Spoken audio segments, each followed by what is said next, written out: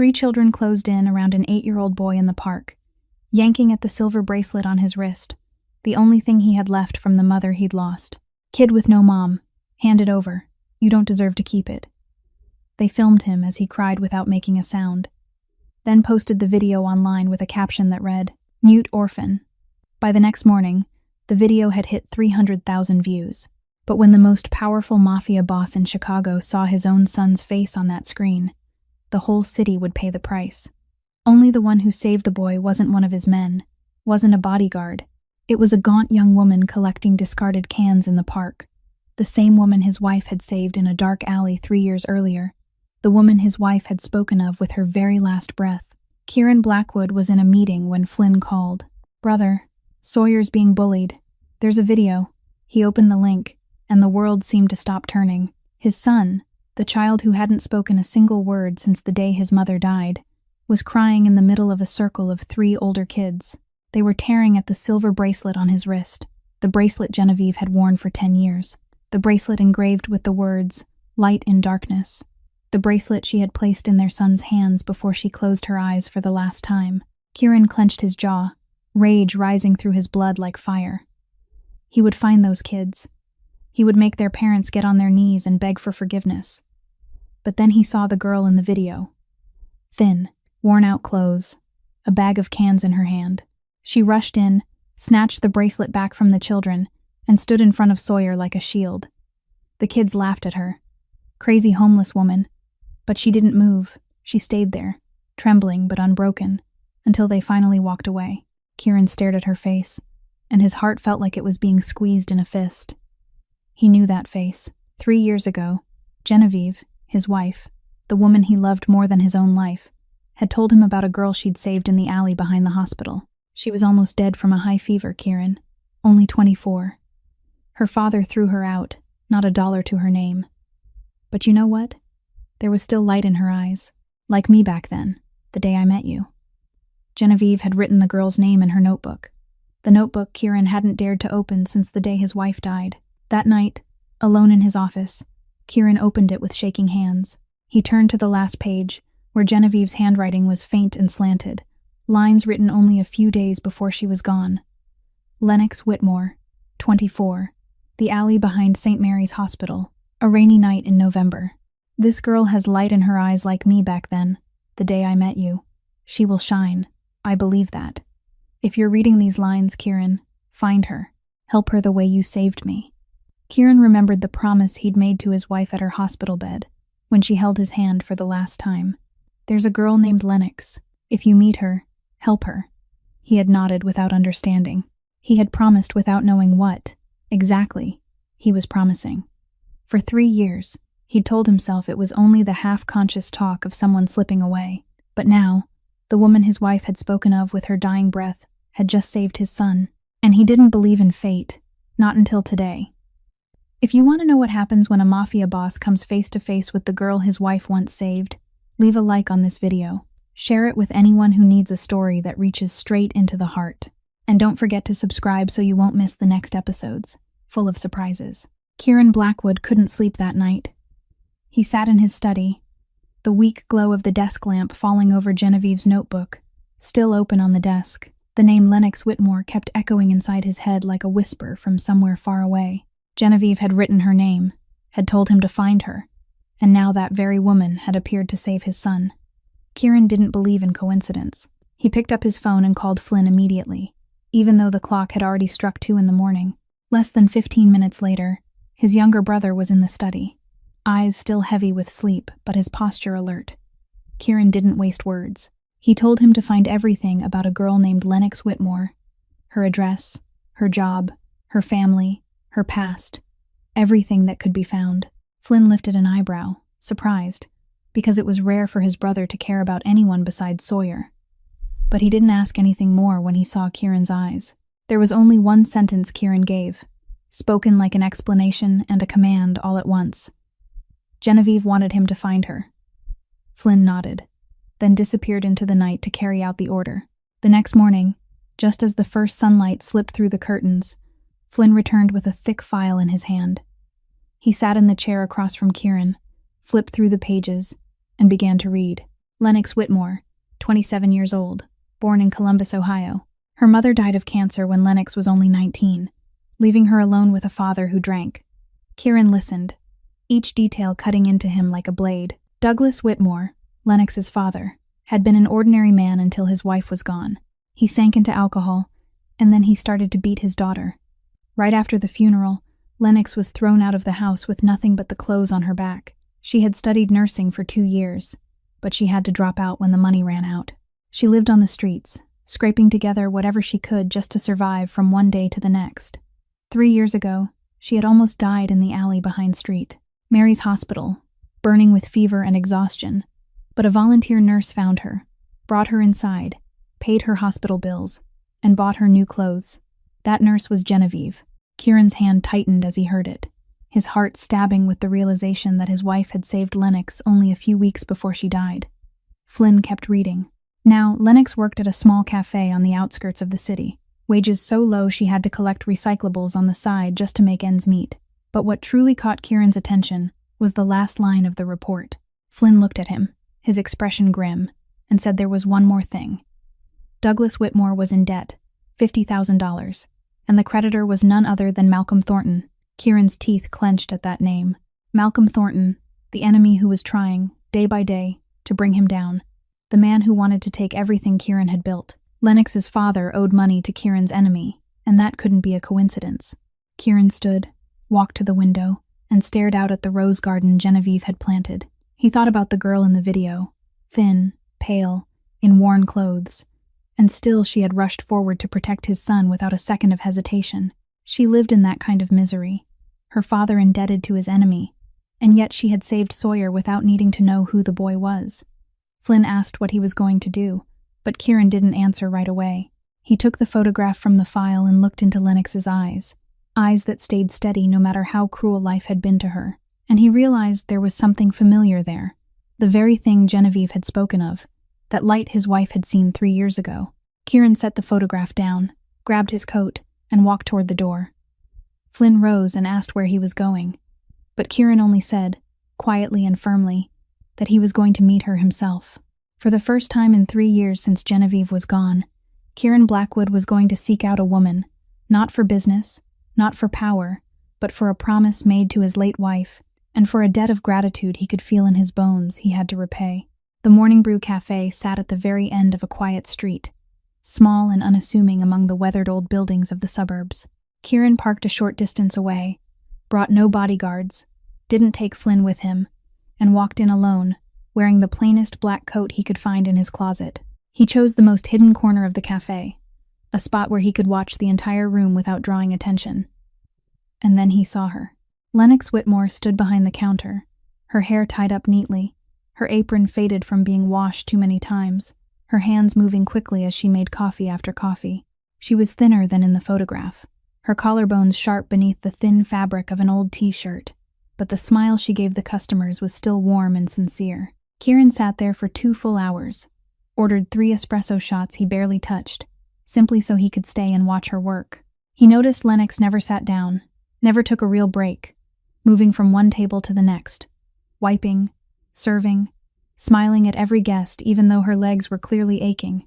On her wrist, there was a bruise turned a dull yellow, the mark of an old injury that hadn't fully healed, and Kieran didn't need to ask to know it was a remnant of the years she'd lived with a violent father. Near midday, a middle-aged man came in with a sour expression. He ordered a latte and sat at a table by the window, eyes locked on his phone. Lennox brought the drink out, but she was only 30 seconds slower than he'd wanted, and the man slammed his hand on the table and stood up. He pointed at Lennox's face, his shrill voice carrying through the cafe, calling her useless, calling her slow, saying she didn't deserve to work here, saying he would make sure she lost her job immediately. Kieran clenched his fist beneath the table, his jaw tightening as he watched. But Lennox didn't argue. She lowered her head and apologized, her voice soft and steady in a way that was almost unsettling, then turned away when the man flicked his hand and dismissed her. Kieran saw her shoulders tremble as she stepped into the kitchen, saw her lean against the wall for a moment to collect herself before she came back out and kept working. She didn't cry. She didn't complain. She didn't show anger. She simply went on as if what had just happened was the most normal thing in the world. And that hurt Kieran more than anything, because he understood then that Lennox was far too used to being treated badly, far too used to swallowing her tears and continuing forward. When Kieran asked for the check, Lennox came to his table with a small notepad in her hand. She paused for a brief moment when she met his eyes, something flickering through her expression as if she were trying to remember where she'd seen him before. But then she gave a slight shake of her head and read out the total. Kieran handed her cash, then quietly slid a white envelope beneath the small saucer that held the receipt. He stood and walked out before Lennox could look. He had just opened his car door when he heard hurried footsteps behind him. Lennox ran up, breathing hard, the white envelope in her hand held out toward him. She said he'd made a mistake. There was $1,000 inside. She couldn't take money without knowing why. Kieran turned to look at her. The midday sun fell across Lennox's face, bringing out the brightness of her brown eyes and the faint freckles along the bridge of her nose. He told her he hadn't made a mistake. Lennox frowned, her gaze steady on his, not a trace of fear, and then she asked him directly what he wanted. Kieran was faintly surprised by her bluntness. He'd met countless people who trembled when they stood in front of him, but this thin, worn girl dared to face him as if he were only an ordinary customer. He studied her for a long time, then said only that she would understand soon enough. He got into the car, the engine rumbling low, and the black vehicle eased away from the curb and disappeared down the street. Lennox stayed on the sidewalk, watching the exhaust fade into the air. She held the envelope in her hand, her fingers drifting unconsciously over the bills inside. $1,000, almost 2 months of her wages, enough to pay 3 months of rent, enough to buy medicine for the stomach pain that had tormented her for years. She knew she should return it, knew she shouldn't accept money from a stranger, but something in that man's eyes made her hesitate. It wasn't the look of someone trying to buy her or use her. It was the look of someone searching for something. In the end, Lennox slipped the envelope into her coat pocket and went back into the cafe. She didn't know who that man was, didn't know why he'd given her so much money, but there was one thing she was certain of: he would come back, and when he did, she would have her answer. She just didn't know whether she should be afraid of what was coming, or hope for it. Just as Lennox had predicted, the mysterious man came back the next day. This time he didn't go inside the cafe. He waited beside a gleaming black car parked right in front, his gaze fixed on her through the clear glass. Lennox tried to focus on her work, but she could feel that look pressing against her back for the entire shift. When the clock chimed 6 in the evening, and her shift ended, Lennox walked out with a firm resolve to return the envelope of money and put an end to this strange situation. But the moment her foot touched the sidewalk, the man opened the car door, stepped down, and said he needed to talk to her, about his son and about his wife. Those 2 words stopped Lennox in place, curiosity swallowing her first instinct to walk away. She stayed where she was, folded her arms across her chest like an invisible shield, and asked him straight out who he was and why he was looking for her. Kieran studied her for a long moment before he answered. He said the boy in the park that day, the boy being bullied whom she had protected, was his son. Lennox drew a slow breath, the memory of that afternoon surging back into her mind. The thin child with the big, tear-filled eyes, the silver bracelet ripped from his wrist, the cruel laughter of the kids around him. She hadn't thought at all when she ran in. She had only known she couldn't stand there and watch a child be treated like that. Kieran went on, his voice sinking lower when he said the name Sawyer, that the boy was 8 years old, and he hadn't spoken a single word since his mother died 3 years ago. Lennox felt her heart tighten at that. She remembered the emptiness in the boy's stare, remembered the way he cried without sound, as if he'd forgotten how to use his voice. Then Kieran continued, saying Sawyer's mother was named Genevieve, and she was the one who had saved Lennox in the alley behind St. Mary's Hospital 3 years earlier. The world around Lennox seemed to stop turning for a moment. She stared at Kieran with wide eyes, her lips moving but no words coming out. Genevieve, the name she had searched for 3 years. She had asked all over Street, Mary's, tried every way she could think of to reach the woman who had saved her life. But no one had ever told her anything, and now she understood why. Her voice shook as she asked what he meant, that Genevieve was gone. Kieran nodded, a flash of pain crossing his eyes that he couldn't hide, and he said his wife had died of cancer. Only a few weeks after saving her, that she had fought the disease for 2 years, but in the end, she still lost. Lennox felt her knees give, and she had to grip the side of the car to stay upright. Tears spilled out without permission. She cried right there on the sidewalk, in front of this stranger, crying for the woman who had handed her a chance to live before she ever got to say thank you. When Lennox had calmed down a little, she began to speak about that night that changed everything. She said she'd had a fever of 40 degrees, curled up in the dark alley behind the hospital, her body exhausted after days with nothing in her stomach, and she truly believed she was going to die there. And then Genevieve appeared, a woman with golden hair and the warmest smile Lennox had ever seen. She didn't ask who Lennox was, didn't ask why she was there. She only bent down, helped her up, and took her into the hospital. Genevieve paid the hospital bill, bought her new clothes, and sat by her bed through the first night. Before she left, Genevieve said one sentence Lennox never forgot, that she had light in her, and she mustn't let the darkness put it out. Lennox said it was the only time she ever met Genevieve. She had meant to go back and thank her, but no one at the hospital would give her any information, and she had searched for 3 years without finding an answer. Her voice broke when she said she was sorry she hadn't been able to say thank you while Genevieve was still alive. Kieran listened without interrupting, and when Lennox finished, he took a small photograph from his coat pocket. It was Genevieve, smiling brightly, the silver bracelet glittering on her wrist, her eyes carrying that gentle light Lennox remembered, as if it were carved into her memory. He said Genevieve had mentioned her before she died, that his wife had written Lennox's name in her notebook and told him to find her if fate ever brought them together again. For 3 years he had thought it was only the drifting words of a woman in a fevered haze, but then Lennox appeared and saved his son, and he couldn't call it coincidence anymore. He said he didn't believe in fate, but he believed in the promise he had made to his wife, and he wanted to invite Lennox to his home, to light an incense stick for Genevieve, and to see Sawyer again, the boy she had saved. Lennox looked into Kieran's eyes, and for the first time she understood that behind this man's cold exterior was a pain that matched her own, the pain of someone who had lost the light of their life. She nodded and said she would come. She didn't know where this decision would lead, but she owed Genevieve at least one visit, one late thank you offered to the woman who had given her the chance to keep living. The following afternoon, Lennox stood in front of the towering iron gates of the Blackwood estate, her heart beating out of rhythm as she stared down the stone path that led to the massive house in the distance.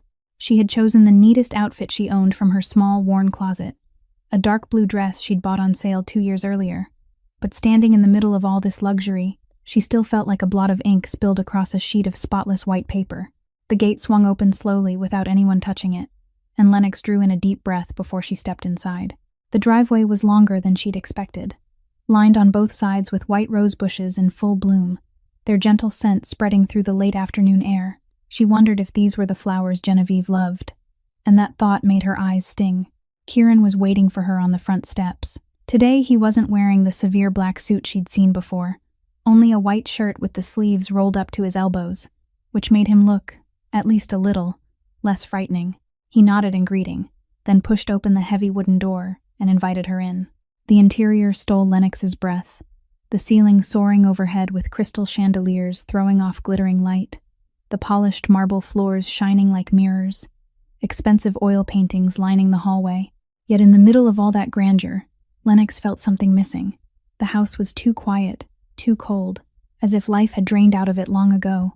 She realized that no matter how many costly objects filled the rooms, this home was missing the warmth of a real family, missing the laughter and the liveliness that only love could bring. Kieran led her past the vast living room, down a long corridor where family photographs hung along the wall. Lennox stopped in front of a large picture. In it, Genevieve was holding a tiny little boy in her arms, and both of them were smiling so brightly it looked as if nothing in the world could ever make them sad. That had to be Sawyer when he was very small, and Lennox felt a sharp ache in her chest when she thought of the boy now, the empty stare, and the soundless tears she had witnessed in the park. Kieran stopped beside her. He was silent for a moment. Then he said Genevieve loved Sawyer more than anything in the world, that she had fought the illness until her very last minute just to stay with their son one more day. Lennox nodded. She understood that kind of love. She had seen it once in her own mother's eyes before her mother was gone. The small memorial room was at the end of the hall, candlelight flickering through a door left slightly open. When Lennox stepped inside, she saw Genevieve's portrait set on a dark wooden altar, surrounded by fresh white roses that looked as though they'd been cut from the garden outside only moments ago. The woman in the photograph was smiling softly, her eyes holding that warm light Lennox remembered as clearly as if it had been carved into her from that night 3 years earlier. And on her wrist, she wore the silver bracelet with engraved words. Lennox couldn't read from where she stood. Lennox's knees seemed to fold on their own. She knelt before the altar, hands pressed together, trembling. Tears ran down her cheeks as she whispered thank you to Genevieve, that she had saved her life, that she was sorry she hadn't been able to say this while she was still alive. Lennox said she would never forget what Genevieve had done, that she would live in a way worthy of the second chance Genevieve had given her, that the light Genevieve had seen in her would never go out. Kieran stood silently in the doorway, watching Lennox pray in front of his wife's portrait. He had seen many people come to pay respects to Genevieve in the past 3 years. Business partners offering rehearsed condolences, distant relatives with eyes full of curiosity more than grief, but no one had cried for his wife as sincerely as this thin young woman. Then he heard small footsteps behind him. He turned and saw Sawyer standing at the far end of the hall, his big eyes fixed on the memorial room with quiet curiosity. The boy recognized Lennox, the woman who had protected him in the park, and without anyone saying a word, Sawyer began to walk toward her. Kieran wanted to stop him, afraid the child would freeze or retreat the way he always did. But what happened next left him standing perfectly still. Sawyer walked into the memorial room, came to Lennox's side as she knelt before the altar, and slowly reached out his small hand to take hers. Lennox lifted her head, looking at him through tears, and she saw that Sawyer's eyes no longer held the emptiness she'd seen in the park, but a tiny spark trying to come alive. The boy tugged gently at her hand, signaling that he wanted her to stand, and then he led her out of the memorial room and up the stairs. Kieran followed behind, his heart hammering so hard he could hear it echo inside his chest. For 3 years, Sawyer hadn't reached for anyone except him. He hadn't let anyone take his hand or guide him anywhere, but now the boy was leading Lennox as if they had known each other for a very long time. Sawyer brought Lennox into his bedroom, a spacious room with scribbled drawings taped all over the walls. He stopped in front of the largest one. It showed a woman with golden hair and angel wings, and beneath it was a line of careful handwriting, the kind a child struggles to make neat. Sawyer pointed at the picture, his lips moving as if he were trying to say something. Lennox crouched down to his eye level and waited, patient and steady. And then, in a voice as small as breath, rough from 3 years of not being used, a sound rose in the quiet room. Sawyer asked if she knew his mother. Kieran stood in the doorway, his hand gripping the frame to keep himself upright, tears sliding down his face without him bothering to wipe them away. His son was speaking. For the first time in 3 years of silence, his son was speaking to the woman Genevieve had saved. Lennox smiled through her tears. She nodded and told him yes, she knew his mother, and his mother had saved her. Sawyer looked at her for a long moment, and then he spoke again, his voice still small but clearer this time, saying his mother saved people a lot. Lennox gathered him into her arms, feeling Sawyer's small body tremble against her, and she knew that this moment would change both of their lives forever. Their first dinner as 3 took place in a warmth this mansion had been missing for 3 long years. Sawyer sat close against Lennox, refusing to let her out of his sight, and every so often he lifted his head to look at her as if he was afraid she would disappear the moment he stopped paying attention. Kieran sat across from them, watching in silence, a strange feeling rising in him as he saw his son finally able to open up to someone other than him. When dinner ended, and Sawyer began to yawn with sleep, Lennox gently brought him upstairs, tucked him in, and sat by the bed until his breathing became even and steady. Before she left, Sawyer caught her hand and asked, in a drowsy voice, whether she would come back. Lennox smiled, brushed his hair lightly, and promised she would. She didn't know if she could keep that promise, but in that moment she couldn't say anything else to those hopeful eyes fixed on her. When Lennox came back down, she found Kieran waiting by the door of his study. He invited her in, his voice lower and more serious than it had been all evening. The room was spacious, with bookshelves reaching the ceiling, a massive oak desk in the center, and on the wall, a photograph of Genevieve holding Sawyer when he had just been born. Kieran gestured for her to sit in the chair across from the desk. Then he walked to the window and looked out at the rose garden swallowed by darkness. Silence stretched for a moment, before he turned back and said he had an offer he wanted to discuss with her. Lennox straightened, a quiet instinct telling her this conversation wouldn't be as simple as she had hoped. Kieran said he wanted her to be Sawyer's companion, not a tutor, not a nanny, but someone who could reach him, someone who could help his son open up and heal the wounds inside his mind.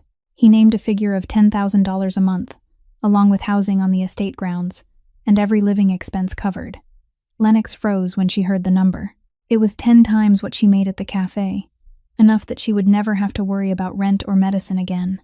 But the moment that thought rose, she forced it back down. She shook her head and said she couldn't accept, that she had come here because of Genevieve and not for money, and taking payment for something she ought to do out of gratitude would be an insult to the memory of the woman who had saved her life. She said she would visit Sawyer because she wanted to, not because of any wage. Then she stood, ready to walk out of the room. Kieran stopped her. His voice no longer held the coldness of a powerful boss, but the exhaustion and desperation of a father who had been alone too long. He asked her to sit and let him explain. Lennox hesitated, then turned back, sat down again, and looked at him, waiting. Kieran began to talk about Sawyer, about what the boy had lived through, about the PTSD eating away at his young soul. He said Sawyer had stayed by Genevieve's hospital bed until the very end, the boy holding his mother's hand as she breathed her last, watching the person he loved most slowly grow cold in his own hands. After that, Sawyer didn't speak another word. He pulled into himself, refused to connect with anyone, and there were nights when he screamed inside a nightmare. But when he woke, he went silent again as if nothing had happened. Kieran went on, saying the psychologists had diagnosed severe PTSD, that Sawyer needed an anchor, someone safe to trust, someone to hold on to while he healed. Kieran had hired 5 different nannies, brought in 3 of the best child therapists money could buy, but Sawyer refused to open up to any of them. Some people Sawyer ignored completely. Some he feared so badly he hid in a closet all day. But with Lennox it was different. Today Sawyer had reached for her hand on his own. He had led her into his room, and most important of all, he had spoken. 3 years of silence, and Lennox was the first person who had made Sawyer open his mouth. Kieran looked straight into her eyes and said he didn't know what kind of magic she had, but his son had chosen her, and he was begging her to help him. Lennox felt her heart being pulled in 2 directions. Part of her wanted to say yes at once, wanted to stay near that fragile, hurting child and help him climb out of the dark. But the other part of her still refused to take money. She said she understood Sawyer's situation and she truly wanted to help, but she couldn't accept $10,000 a month for this. Kieran was silent for a moment. Then he said that if she didn't want to see it as a job, she should see it as a way to repay a debt of kindness. He said she owed Genevieve a life. His wife had saved her and given her the chance to keep living, and now he was asking her to help raise the child Genevieve had loved more than anything. He said this wasn't wages. It was a chance for her to repay what Genevieve had done, not for him, but for the child his wife had sacrificed everything to protect. Lennox closed her eyes, and Genevieve's face rose in her mind, the woman with the warm smile who had bent down and saved her in a dark alley 3 years earlier. She remembered Sawyer's eyes when he asked if she knew his mother, remembered the way he held her hand, as if she were the only lifeline in a storming sea. Lennox opened her eyes and looked at Kieran, then she nodded. She said she agreed, but she would only take $3,000 a month, enough for her to live, and the rest should go into a charity fund to help homeless people, in Genevieve's name. Kieran looked at her with surprise he couldn't hide, then he nodded and said fine. Lennox stood and added that if she felt anything was wrong, she would leave immediately. Kieran nodded again and said fair. A week later, Lennox moved into the small house on the estate grounds. The moment she stepped out of the car, Sawyer ran to her, threw his arms around her, and asked in a voice full of hope if she was really staying. Lennox knelt down, held the boy close, and promised she was staying. She promised. Peaceful days began here, but she didn't know that peace wouldn't last forever. The first 2 weeks passed like a dream Lennox had never dared to imagine. Each morning she woke in the warm little house tucked inside the estate grounds, sunlight slipping through the curtains to rouse her, instead of the harsh blare of car horns in the dark alley where she used to live. She made breakfast for Sawyer, walked him to school, then picked him up again in the afternoon. In those first days, Sawyer was still shy, speaking very little and often answering only with a nod or a shake of his head. But Lennox didn't push. She waited with the same quiet patience Genevieve had once shown her on that fateful night 3 years earlier. They drew together in the living room, scribbled pictures bursting with colors Sawyer chose for himself. They read before bed, Lennox reading aloud while Sawyer curled up beside her, wide eyes fixed on each page as if he were trying to memorize every word. They went out to the rose garden every afternoon, and Lennox taught Sawyer how to plant flowers the way her mother had taught her when she was small, that you have to water them steadily every day, You have to pull the weeds so the flowers have room to reach upward, and you have to talk to them because they have feelings too, the way people do. By the middle of the second week, Sawyer began to speak more. At first, it was only short phrases, like "Lenny, look," when he wanted to show off a new drawing, or "Lenny, I'm hungry" when lunchtime came. But little by little, longer sentences started to appear. He began to talk about school, about his teacher, about new lessons, and sometimes even about memories of his mother that he could still reach. One afternoon, as they sat in the garden, Sawyer suddenly asked if Lenny knew his mom liked white roses best. Lennox nodded and said she did, because this whole garden was white roses. Sawyer smiled and said his mother told him white roses were the color of purity, of unconditional love, and she planted them so that every time she looked out at the garden, she would be reminded of him. Lennox pulled him into her arms, tears falling quietly into Sawyer's soft hair, but she didn't cry out loud because she didn't want to worry him. It was the moment she realized Sawyer was slowly healing, that he was learning how to remember his mother with love instead of nothing but pain. It wasn't only Sawyer who changed. Kieran did too. In the first weeks, Lennox rarely saw him. He left early in the morning and came back long after midnight. But gradually, he started spending more time at home. First, he returned at 10 at night instead of midnight, then 9, then 8, until he began coming home in time for dinner, to eat with Sawyer and Lennox. Flynn stopped by once and teased him, asking what was wrong with him, if he was quitting work. But Kieran only stayed silent, didn't answer, and drove home faster. Dinner for the three of them slowly became routine. Sawyer sat in the middle, Lennox and Kieran on either side, and the large dining room that had once felt cold now filled with a child's laughter and small, ordinary stories. Some nights Sawyer demanded that Lennox tell a bedtime story but insisted his father sit with them too, and all three of them crowded onto the boys' small bed, Lennox reading while Sawyer lay between them, one hand holding hers and the other holding his father's. Kieran watched that scene, and for the first time in 3 years, he felt this house truly resemble a home. But peace couldn't last forever, and reality knocked at the door on an afternoon near the end of the second week. Lennox took Sawyer to the grocery store near the estate to buy baking ingredients. The boy had asked her to teach him how to make the chocolate chip cookies his mother used to bake. They were walking down the aisles, Sawyer happily choosing each bag of chocolate chips, when a middle-aged woman suddenly stopped in front of Lennox.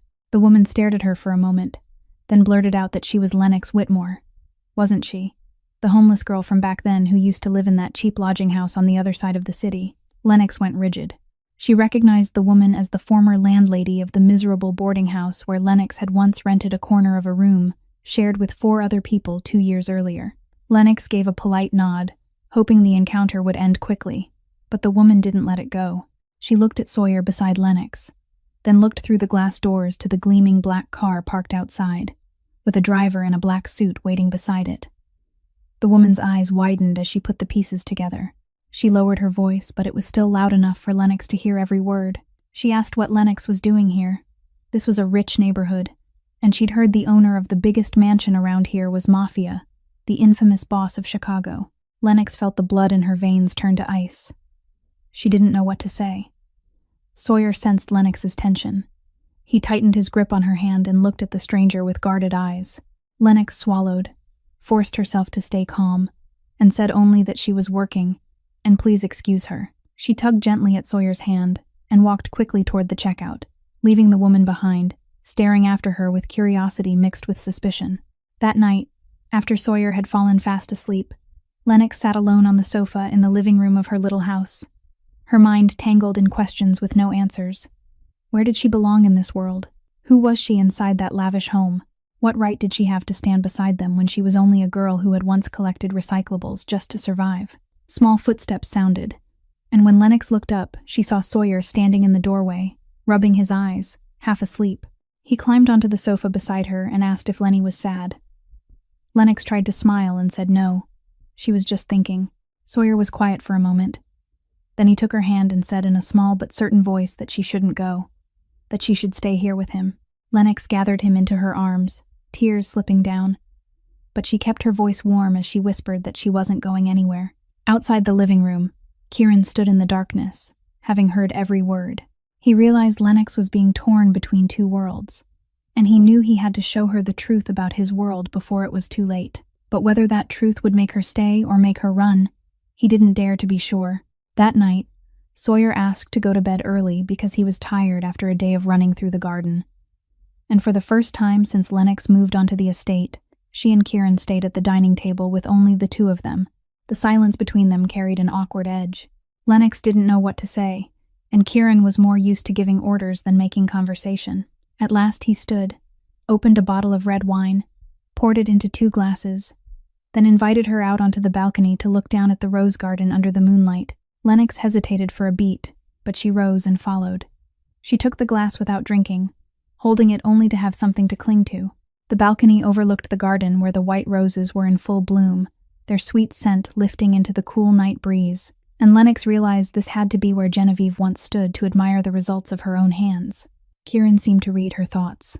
He said Genevieve planted this garden in the first year of their marriage, that she told him white roses would remind him that no matter how dark the outside world became, purity still existed somewhere.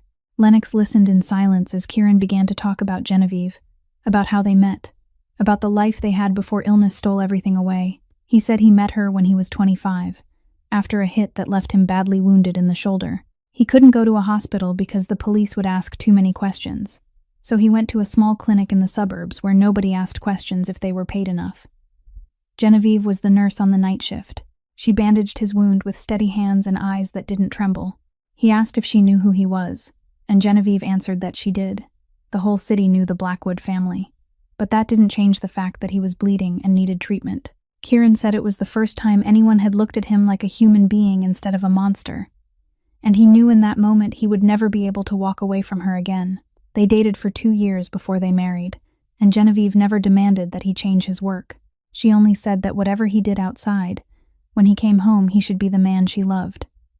She was the only light in his life, and when she died, he felt as if he would sink into darkness forever. Lennox watched Kieran as he spoke, and she could see that beneath the hard shell of a Mafia boss was a man breaking apart from losing the love of his life. She said gently that Genevieve would want him to be happy, that she wouldn't want to see him living in pain like this forever. Kieran turned to look at her, and something in his gaze shifted. It wasn't the cold look from the early days. It carried something Lennox didn't dare name.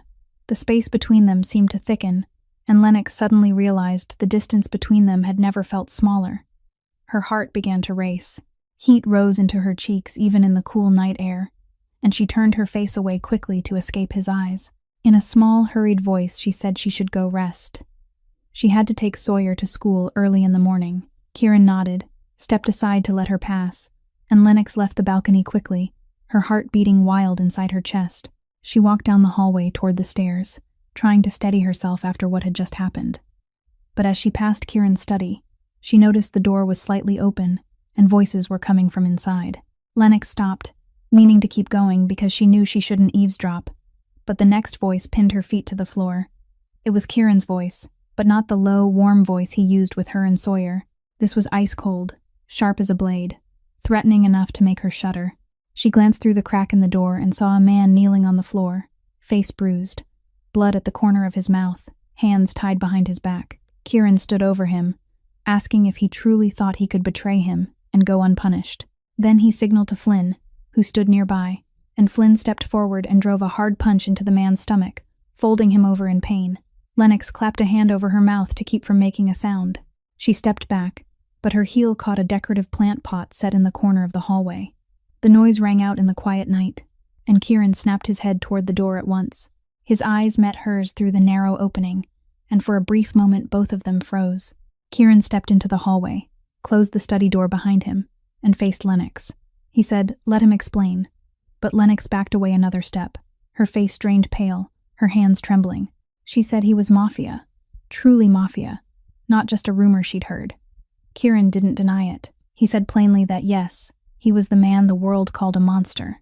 He did things ordinary people would never do. He lived in the dark, and he didn't apologize for it. Then his voice softened. He said he would never harm her or Sawyer, that what she had just seen was his outside world, and she and Sawyer were the inside world he protected at any cost. Lennox stood there, her heart torn between fear and something else she couldn't name. She remembered the woman at the grocery store, remembered the rumors about the Blackwood family, and she knew she should have been afraid. She should have run right then. But then she remembered Sawyer's smile, remembered the way Kieran looked at his son with an undisguised love, and remembered what Genevieve had done for her. Lennox drew in a deep breath, then said she had lived with a real monster for the first 19 years of her life, that her father beat her, threw her into the street, and never once regretted it. She said Kieran wasn't a monster, at least not to her and Sawyer, and she trusted Genevieve enough to believe that woman wouldn't have loved someone truly evil. She said she was staying, for Sawyer, and because she believed in what Genevieve had seen in him. Kieran looked at her, his eyes holding something Lennox had never seen there before, and then he said the two words, "Thank you," in a roughened voice. Lennox nodded, turned, and walked back to her room. But they both knew something between them had changed after tonight. Outside the estate gates, a black car sat in the shadows, and the person inside was taking photographs and reporting into a phone that Mr. Thornton, "I've found Blackwood's weakness now." That morning began peacefully, like any other. Lennox was teaching Sawyer how to make cookies in the kitchen, flour dusting both of their aprons white, the boys' laughter filling the room that smelled warm with butter and sugar. Sawyer was trying to cut the dough into star shapes the way Lennox showed him when the gate buzzer suddenly blared, harsh and relentless, as if someone was pressing the button down and refusing to let go. Then shouting burst through the intercom system, the voice of a drunk, furious man ripping through the morning's calm. Lennox recognized that voice instantly. Her body went rigid, and the cookie cutter slipped from her hand, clattering to the floor. Douglas Whitmore, her father, was outside the gate, screaming her name and demanding she open the gate and let him in. Lennox ran to the living room window and looked toward the entrance, her heart seeming to stop when she saw the familiar figure swaying beyond the iron fence. Douglas was thinner than the last time she'd seen him, clothes wrinkled and filthy, gray hair in a wild tangle, and even from this distance, she could tell he was drunk. 2 of the estate's guards had stopped him outside the gate, but Douglas wouldn't quit. He kept yelling for Lennox to come out, shouting that he knew his daughter was in there, that she was an ungrateful child who abandoned her old father to go sell herself to a rich man. Every word he threw out felt like a knife in Lennox's chest, and the memories she'd tried to bury for years came rushing back like a flood. She remembered the beatings when she was little, the hungry, freezing nights when her father drank away the money meant for food, the day he threw her into the street with nothing but a bag of old clothes and a curse, saying that looking at her drove him mad because she looked too much like her mother. Sawyer ran to Lennox, his big eyes full of worry when he saw her standing like stone by the window. He took her hand and asked if she was okay, who that man was, why he was yelling like that. Lennox forced herself to breathe. She knelt and told Sawyer it was all right. Just someone she used to know. He should stay inside, and she would go talk for a moment and come right back. But before she could stand, Douglas's shouting grew even louder. He started cursing at the guards blocking him, threatening to call the police if they didn't let him in to see his daughter. Lennox knew she couldn't hide forever. She drew in a deep breath and stepped outside, walking toward the gate on shaking legs that she forced to keep moving. When Lennox stopped behind the iron gate and faced her father, Douglas changed in an instant. He broke into a wide grin, his voice switching from screaming to a syrupy sweetness, calling her his darling girl and saying how much he had missed her. Lennox stood there, her face cold as ice, and asked him bluntly what he wanted. Douglas put on a wounded look and said he was in trouble, that life was hard, that he owed someone a large sum of money, and they had threatened to kill him if he didn't pay. He said his daughter was living comfortably now in a rich man's mansion. So, lend your father a little money, just a few tens of thousands of dollars. He promised he would pay it back. Lennox looked at the man in front of her, the man who had once been her father, and all she could see was a pitiful stranger. She shook her head and said no, that he had no right to call her anything after what he had done, that she owed him nothing, and she wouldn't give him a single cent. Douglas's face twisted in a heartbeat. The fake sweetness vanished, replaced by the rage Lennox remembered with painful clarity from her childhood. He shouted that she was an unfilial child, that he had raised her this far, and this was how she repaid her father, that she was sleeping with a Mafia man and still wouldn't help her old dad. Lennox felt her body tremble, not with fear but with anger climbing up her throat. She opened her mouth to answer, and then a small but clear voice sounded behind her. Sawyer had run out without her noticing. He stood in front of Lennox, stretching his little arms wide as if to shield her, and said to Douglas in a voice that shook but stayed firm that he should not make Lenny cry, that he should go away, that he wasn't allowed to make Lenny sad. Douglas froze at the sight of an 8-year-old daring to face him. Before he could react, heavy footsteps sounded behind Lennox. Kieran came forward, his face hard as ice, his eyes darkening as he looked at Douglas. He didn't say much. He only gave the guards an order in a voice stripped of emotion. Take him away, and if he shows up again, break his legs. Douglas tried to argue, but the guards seized his arms and dragged him off, his curses fading as the vehicle carried him out of the area until the sound was gone. Kieran turned toward Lennox and Sawyer. Then he dropped to one knee and pulled both of them into his arms. He said softly that the man would never lay a hand on her again. He swore it. He would protect her and Sawyer at any cost. Lennox couldn't hold it back anymore. She collapsed into Kieran's embrace and cried, the tears she had held inside for so many years finally spilling free. Sawyer hugged her tightly from the side, his voice anxious as he told her not to cry. Lenny, he was here. Dad was here. The man was gone. He couldn't hurt her anymore. That night Lennox couldn't sleep. She lay staring at the ceiling while the painful memories kept drilling into her mind without mercy. She remembered her mother's face before she died, her gentle smile, and the warm hands that used to hold Lennox every night. She remembered how her father changed after her mother was gone, from an ordinary man into a monster soaked in alcohol. She remembered the beatings, the insults, and most of all the day he looked straight into her eyes and said that seeing her hurt him because she looked too much like her mother, that she should disappear and let him have peace. She needed to speak it out loud. She needed to tell someone everything she had carried for years. And in that darkness, she knew the person she wanted to tell was Kieran. In the car leaving the estate, Douglas received a phone call. A cold voice on the other end asked if he had met his daughter, and Douglas answered that he had, but the girl wouldn't give him money. The voice said it didn't matter. Mr. Thornton had another plan for him. He only had to follow orders, and his debt would be wiped clean. It was late into the night, but Lennox still couldn't fall asleep. She slipped out of bed and went into the rose garden behind the mansion, where the white blossoms released their gentle fragrance under the bright, watchful moon. She sat on a cold stone bench, pulled her knees to her chest, and stared up at the star-filled sky, trying to push away the painful memories Douglas's appearance had dragged back to the surface. She didn't know how long she'd been there when soft footsteps sounded behind her. And when she turned, she saw Kieran standing in the shadows, holding a thin blanket and a cup of hot tea. He didn't speak. He simply draped the blanket over her shoulders, set the tea beside her, then sat down on the stone bench at a distance that didn't invade her space, but was close enough that she could feel his presence and know she wasn't alone. The silence between them stretched out, not awkward the way it had been before, but heavy with understanding that didn't need words. Then Lennox began to talk, her voice small and trembling in the still night. She told him about her mother, a gentlewoman who loved her more than anything in the world, who taught her how to plant flowers, how to cook, how to see beauty in the smallest things. Her mother died when Lennox was 19, from cancer, just like Genevieve, and Lennox had sat by her bedside holding her hand until the very end. She said that after her mother died, her father turned into someone else entirely, sinking into alcohol and starting to blame everything around him for his wife's death. Then he began to hit Lennox. At first, only slaps when he was drunk, but little by little the beatings grew more brutal. She told Kieran about nights she hid in a closet to escape her father's rage, about times she had to cover bruises beneath long sleeves in the heat of summer, about the fear that gripped her every time she heard his heavy footsteps in the hallway. Lennox told him about the day she was thrown out, on the very day her mother's funeral ended. Her father looked straight into her eyes and said that every time he saw her, he remembered her mother, that her face was a reminder of everything he had lost, and he couldn't stand it anymore. He threw a bag of clothes at her and told her to get out and never come back.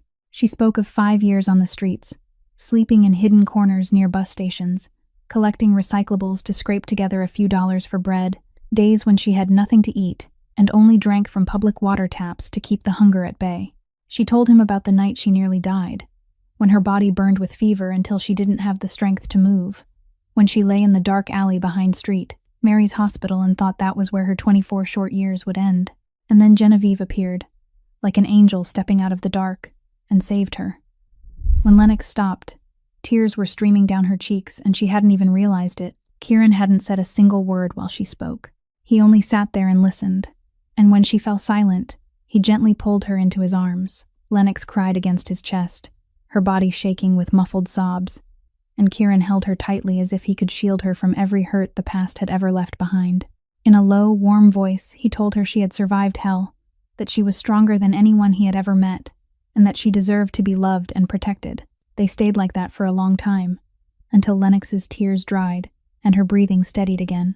The next morning, just after Lennox finished putting breakfast together for Sawyer, the doorbell rang. She opened the door and froze in surprise when she saw Paige Holloway standing at the gate, her best friend from the days Lennox worked at the cafe, the only person who knew her past and had always helped her through the hardest moments. Paige threw her arms around Lennox the moment she stepped in, saying she'd heard rumors in the neighborhood about what happened with Lennox's father yesterday and she'd been worried sick.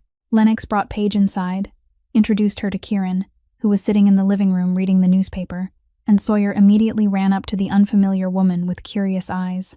Paige sat down, glanced around the lavish mansion, and then her gaze landed on Genevieve's photograph on the wall. She went quiet for a long moment, then turned back to Lennox with eyes shining with tears. Paige said she had worked with Genevieve at St. Mind, Mary's hospital, for 2 years before Genevieve died, that they had been close co-workers who often talked during long, endless night shifts.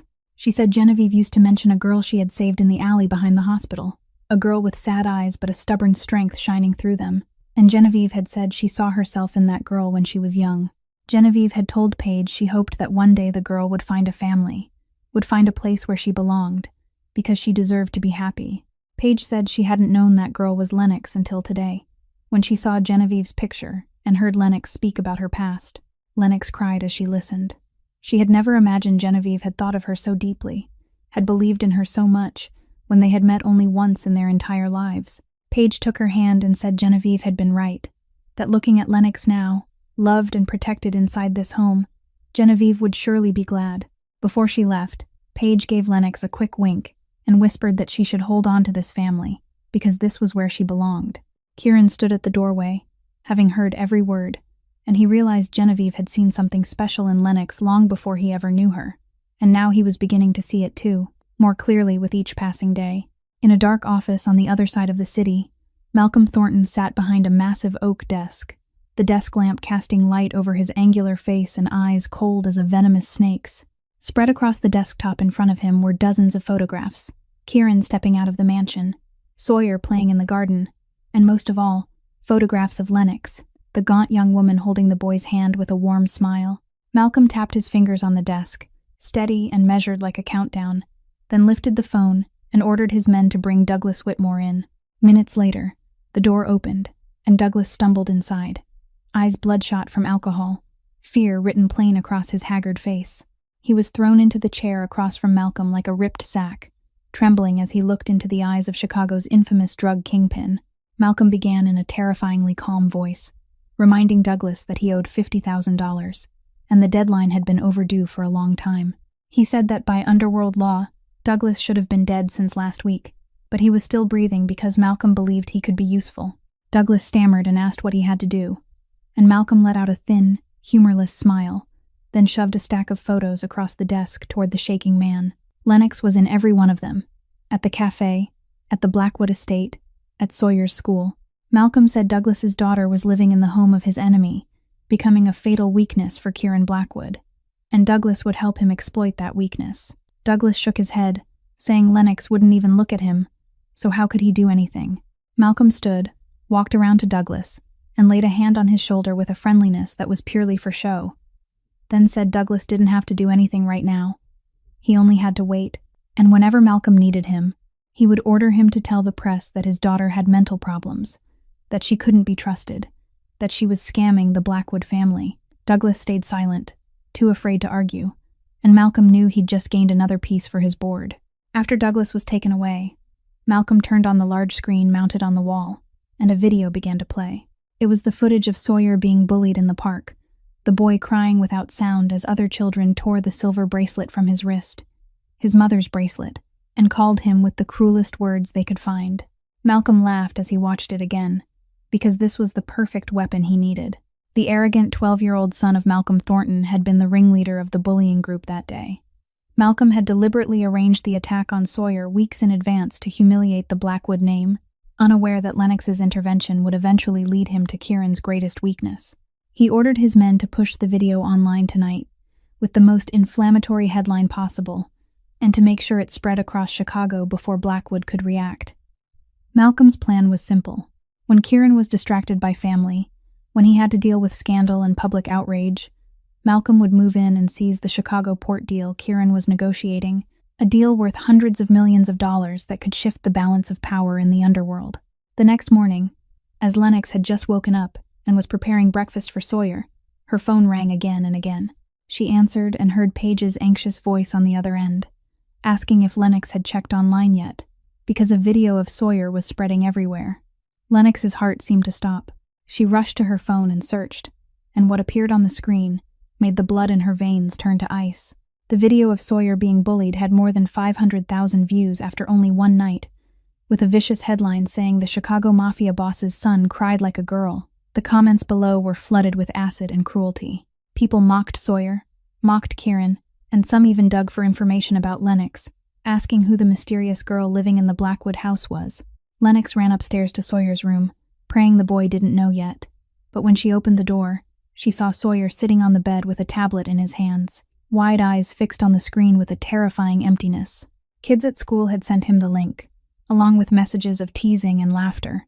Lennox dropped to her knees beside the bed, pulled Sawyer into her arms, and heard him ask in a shaking voice, "Lenny, why do they hate me? What did I do wrong?" Lennox didn't know how to answer. She only held him tighter and let her tears fall silently into Sawyer's soft hair, while outside, the storm was drawing closer and closer.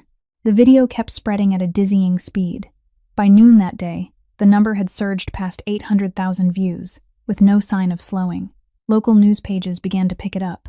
Social media forums flooded with discussions about the Blackwood family, and the cruel comments poured in without end. People wrote that if a mafia boss's son was that weak, how could he ever inherit his father's empire? That without a mother he'd grown cowardly, that his father must be too ashamed to face anyone. Some even dug into the details of Genevieve's death and wrote vile, disrespectful things about a woman who was gone, saying she must have died of shame for giving birth to a child like that. Each line felt like a blade sinking into Lennox's heart as she read, and she couldn't bear to imagine what Sawyer must have felt seeing it. Sawyer locked himself in his room all day. He refused to eat. He refused to talk. He refused to open the door for anyone, even Kieran. When Lennox knocked and called his name, the only answer she heard was muffled crying from inside, wordless sobs the way he used to cry in the early days when she first met him. All the progress of the past weeks, the growing number of words, the brighter smiles, all of it seemed erased overnight. The boy was retreating back into his shell, pulling himself into the dark, where no one could reach him. Lennox lowered herself to the floor outside Sawyer's door, leaned her back against the wall, and drew her knees up to her chest. She didn't knock again. She didn't call his name again. She simply sat there and began to sing softly, the lullabies her mother used to sing to her when she was a child, gentle melodies about stars in the sky, endless fields of flowers, and a love that never faded. Lennox's voice drifted down the quiet hallway, warm and tender as an invisible blanket wrapping the closed room where Sawyer hid. She sang one song after another, until her throat turned raw. Then she rested for a moment and sang again. The crying inside Sawyer's room slowly quieted, shifting from choked sobs to small sniffles, and then finally to silence. But Lennox didn't stop. She kept singing in a whisper, because she knew Sawyer was listening. She knew he needed to know someone was here, that he wasn't alone. Night fell, then dawn came, and Lennox was still there outside Sawyer's door, her back aching from the wall, her eyes red from exhaustion. But she didn't leave. Kieran found her early in the morning, when he came out after spending a sleepless night in his study. He had spent the entire night making calls, giving orders, trying to force the video down, but it had spread too far. Every attempt was useless. When he saw Lennox curled up outside his son's door, hair tangled, face pale with fatigue, he felt as if someone were crushing his heart in a fist. He knelt beside her and asked if she had been sitting there all night, and Lennox gave a weak nod, her voice hoarse as she said she couldn't leave Sawyer alone. The boy needed to know someone was here. Kieran looked at her, at the unconditional devotion she was giving his son, and he realized Lennox had come to love Sawyer like her own child, without even noticing when it happened. In the study, Flynn and advisor Holt were waiting. Kieran walked in with a face cold as ice, his eyes darkened by the rage he had held back all night. He slammed his hand on the desk hard enough to make both men flinch, then demanded to know if they'd found who was behind it. Flynn nodded and reported that the video had been posted from an anonymous account, but there were signs it was connected to Malcolm Thornton, and the kid who led the bullying group that day was Jackson. Malcolm's son. Kieran's teeth clenched at the name. This wasn't the first time Malcolm had tried to weaken him, but it was the first time he had dared to touch his son. Kieran said he would kill Malcolm. He would put his hands around his neck himself for making Sawyer suffer like this. Holt tried to stop him, saying that killing Malcolm now would spark an all-out war, would draw the police, would put Kieran's entire family in danger. But Kieran didn't listen. The fury of a father had swallowed his judgment. Then footsteps sounded outside the door, and Lennox stepped into the study. She had heard the conversation from the hall, and she looked straight into Kieran's eyes, steady and unshaking even though her face still carried the marks of a long, sleepless night. She said that if he killed Malcolm, then what? He would go to prison, Sawyer would lose his father, and the boy would be forced to live through another tragedy after already losing his mother. She said she understood his rage. She wanted to punish the people who had hurt Sawyer too, but violence wasn't the only way. Kieran stared at her and asked what she thought he should do. Let them keep destroying his son. Lennox shook her head and said there was another way, a way that wouldn't cost him his freedom and would protect Sawyer better than any bullet ever could. She said that tomorrow morning he should listen to her plan. Kieran was silent for a long time. The rage in him still burned, but something in Lennox's eyes made him stop. For the first time in his life, the Mafia boss of Chicago chose to listen to a woman instead of reaching for violence. At the same moment, Sawyer's bedroom door slowly opened, and the boy stepped out with swollen eyes and ran straight to Lennox, clinging to her like she was the only lifeline left in a storming sea. The next morning, Lennox stood before Kieran, Flynn, and Holt in the study and laid out the plan she had been turning over in her mind through a long, sleepless night. She said Malcolm wanted to use the media to destroy Sawyer's image, so they would use that same media to strike back. She explained that instead of letting public opinion keep shaping the story in the worst possible way, they would take control and tell their story first. Not a story about a mafia boss's son, but the story of an 8-year-old boy who lost his mother and was trying to survive his grief in the only way he knew how. She said they would speak about Genevieve, about the love she poured into her family, about how Sawyer had been fighting PTSD for 3 years, and about how he had finally begun to speak again after months of silence. Kieran frowned. He hated the media. He hated the thought of exposing his family's private life to the public. But he also knew Lennox was right. Holt nodded in agreement, saying this was a war of perception, and they couldn't win it with bullets. Lennox went on and said she needed a journalist they could trust, someone who would tell the story fairly and without bias, and she knew exactly who that person was. She pulled out her phone and called Paige, asking if she knew any reporter who had once written about Genevieve's charity work at St. Mary's Hospital. Paige was quiet for a moment, then said yes. Her name was Sarah Chen, an independent journalist who focused on human interest stories, and she had once interviewed Genevieve about a homeless support program she had worked with. Paige said Sarah had ethics. She wouldn't twist the truth for clicks. And more than that, she had truly admired Genevieve while she was alive. Lennox thanked Paige and asked for Sarah's contact. Then she turned to Kieran and said everything was ready, except for one question: whether Sawyer would agree to be on camera. The room fell silent. Every gaze shifted to the doorway where Sawyer was standing. He had been listening the entire time, and now he stepped into the room, his eyes still swollen but carrying a determination Lennox had never seen in him before. Sawyer walked to Lennox's side and took her hand, then looked up at Kieran and said, in a small but clear voice, "Dad, I want to try." Kieran knelt down to his son's eye level and asked if he was sure that he didn't have to do this if he didn't want to. Sawyer shook his head and said he didn't want to hide anymore. He wanted to tell them about Mom. He wanted them to know how good she was and how much he loved her. Kieran looked at his son and saw a courage he hadn't expected. He pulled Sawyer into his arms and whispered that he was proud of him. Proud beyond words. For the first time since Genevieve died, Sawyer was making an important decision for himself, and that mattered more than any interview ever could. Over the next few days, Lennox spent time preparing Sawyer. She didn't teach him what to say. She didn't hand him rehearsed answers. She only helped him get used to speaking in front of a stranger and a camera. They sat in the living room, Lennox pretending to be a reporter and asking Sawyer simple questions so he could practice answering without feeling pressure. She told Sawyer about the times she was bullied as a child, about how she had been afraid and wanted to run from everything, and about how she learned that sometimes facing fear is the only way through it. Sawyer listened and asked if she was scared when she had to face it. Lennox nodded honestly and said yes. She was always scared, But courage doesn't mean you aren't afraid. Courage means doing what's right, even when you are afraid. Sawyer went quiet and thought for a moment, then nodded and said he understood, that he would be brave like Lenny. Sarah Chen agreed to come to the estate the next day to do the interview. She was a young woman with short black hair and sharp, intelligent eyes, and when she stepped into the house, she paused in front of Genevieve's photograph on the wall, with visible emotion. She said she was glad to be able to tell this story, that Genevieve had been one of the most admirable women she had ever met, and she promised she would tell it with the most honest and respectful care. Everything was ready. Sawyer sat between Kieran and Lennox on the sofa. The camera was set across from them, and Sarah began the interview. But no one in that room knew that across the city, Malcolm Thornton already knew about it, and he was making plans to stop it before it could ever air. The interview was scheduled for 5 o'clock in the afternoon, and Lennox decided to pick Sawyer up from school earlier than usual, so he'd have time to rest and steady himself. She parked in the familiar lot a short distance from the school gate, the same spot where she waited for Sawyer every day. Her phone vibrated, and a message from Kieran appeared on the screen, brief but heavy with worry, telling her to be careful because he had a bad feeling. Lennox was just about to reply when the driver's side door was yanked open, and before she could react, a rough hand clamped over her mouth while another pressed a gun into her ribs. A man's voice hissed in her ear to stay quiet, that if she made a sound, she'd die right there. She was dragged out of the car and shoved into a black van parked tight beside her, everything happening so fast that no one around even had time to notice.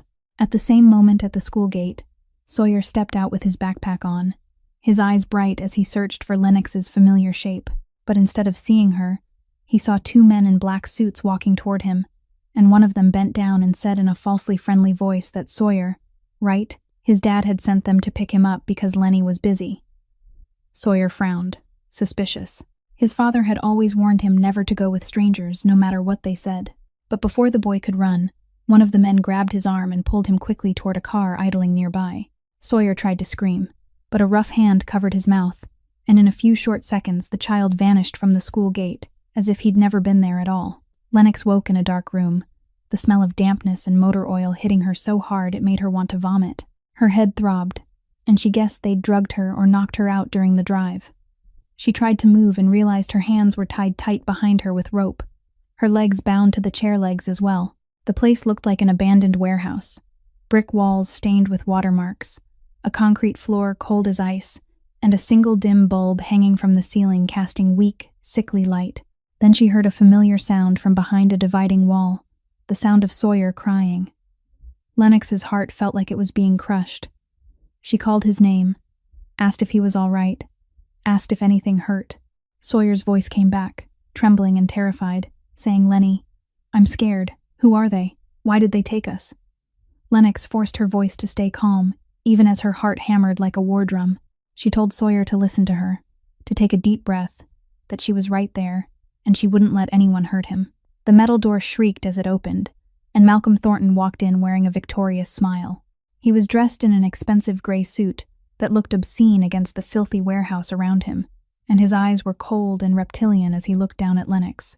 He said, "So this is the girl who made Kieran Blackwood go soft, and she didn't look like anything special." Lennox didn't answer.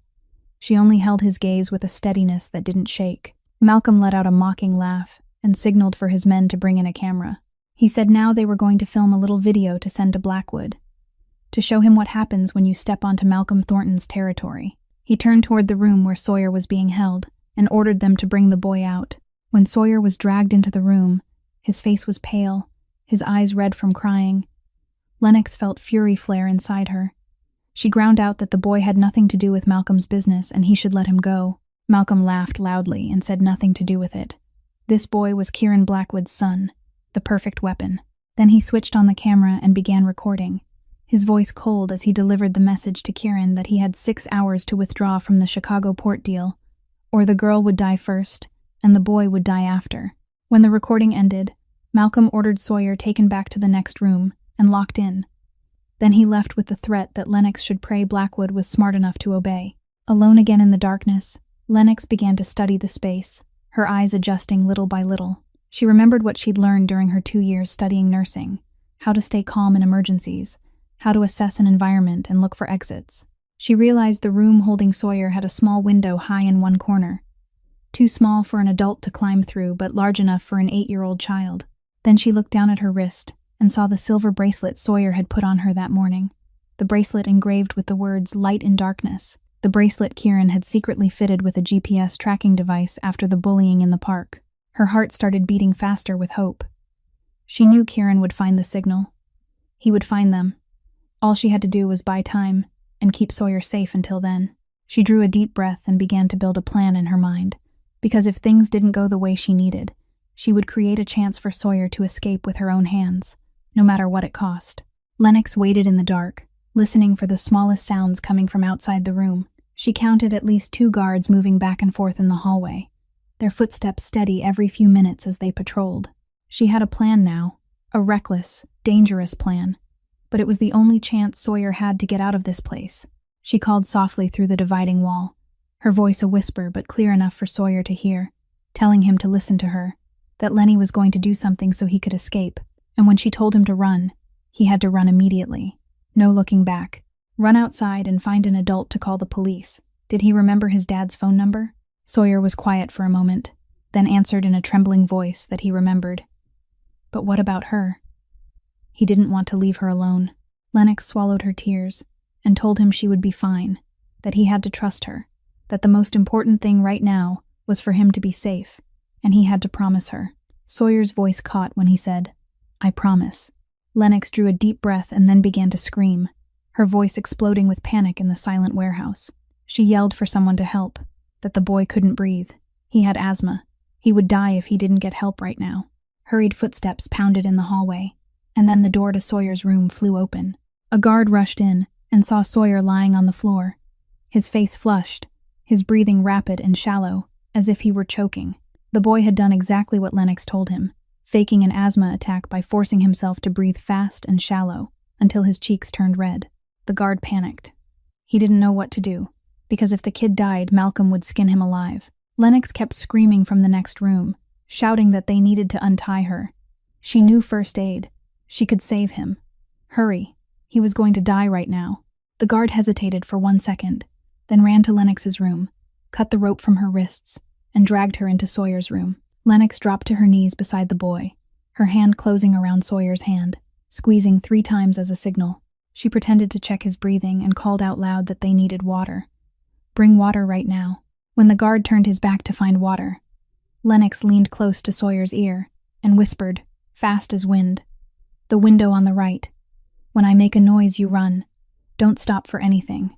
Then she rose, feigning frantic panic, and shoved a battered old shelving unit in the corner so it crashed to the floor with a thunderous slam. She screamed for Sawyer to run right now.